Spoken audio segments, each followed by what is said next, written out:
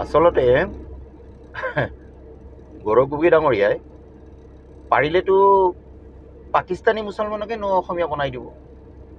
আচলতে গৌৰৱ গগৈ ডাঙৰীয়াই যিটো দলক প্ৰতিনিধিত্ব কৰি আছে, তাৰমানে কংগ্ৰেছ দল, আজি কংগ্ৰেছ দলে আমি দেখিছোঁ স্বাধীনতাৰ পিছৰ পৰাই তেওঁলোকে ম্যাদ তুষ্টিকৰণ ৰাজনীতি কৰি আহিছে। আজি এই ম্যাদ তুষ্টিকৰণ শব্দটোক গৌৰৱ গগৈ ডাঙৰীয়াই অকণমান আধুনিকৰণ কৰিব বিচাৰিছে। মানে মিয়া বুলি সদায় কৈ থাকিব তেওঁলোকৰ বেয়া লগা হৈছে কাৰণেই তেওঁলোকে এটা নতুনকৈ অসমীয়া বুলি তাতে ব্যৱহাৰ কৰিব বিচাৰিছে। কিন্তু কথাটো হৈছে কি, যে আজি যি সময়ত মাননীয় মুখ্যমন্ত্ৰী ডক্টৰ হিমন্ত বিশ্ব শৰ্মাদেৱে আজি খিলঞ্জীয়াৰ স্বাৰ্থ সুৰক্ষাৰ বাবে আজি উচ্ছেদ কাৰ্য চলাই আছে, আজি অসমৰ প্ৰতিখন জিলাত আজি প্ৰব্ৰজনকাৰীৰ আগ্ৰাসনৰ ফলত আজি জনগাঁথনি সলনি হৈছে। নামনি অসমৰ ভালেকেইখন জিলাত আজি খিলঞ্জীয়াৰ প্ৰভুত্ব নাইকিয়া হৈছে। আনহাতে উজনি অসমতো বহুকেইখন জিলাত লাহে লাহে প্ৰব্ৰজনকাৰীৰ কবলত অস্তিত্ব সংকটত পৰিবলৈ আৰম্ভ কৰিছে। এনে সময়ত যেনেকুৱা ধৰণে আজি এইসকলৰ অবৈধ বেদখল অব্যাহত আছে, যেনেকুৱা ধৰণে আজি সত্ৰসমূহ আজি অবৈধভাৱে দখল কৰা হৈছে, অসমৰ বনাঞ্চলসমূহ, জলাশয়সমূহ ইত্যাদি অসমৰ যিমানবোৰ চৰকাৰী বেচৰকাৰী য'তেই সুবিধা পাইছে তাতে এনেকুৱা ধৰণে বেদখল কাৰ্য সংঘটিত হৈ আছে। গতিকে এয়া অসমৰ বাবে এক সাংঘাতিক এক অস্তিত্ব সংকটৰ সময়।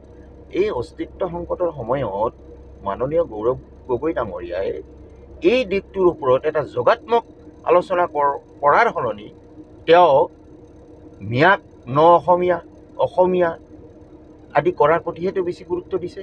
তাৰমানে তেওঁ কি কৰিব বিচাৰিছে?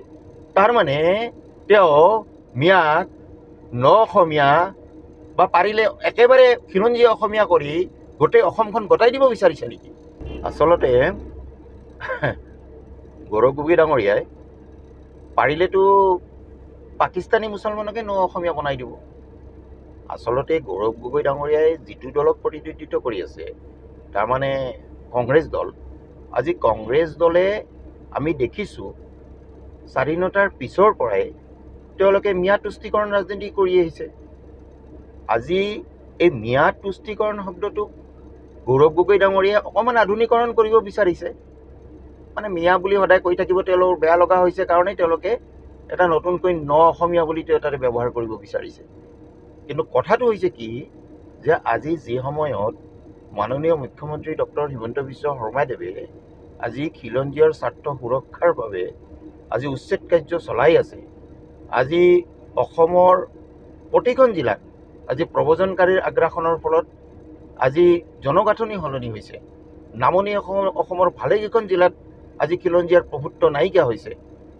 আনহাতে উজনি অসমতো বহুকেইখন জিলাত লাহে লাহে প্ৰব্ৰজনকাৰীৰ কবলত অস্তিত্ব সংকটত পৰিবলৈ আৰম্ভ কৰিছে।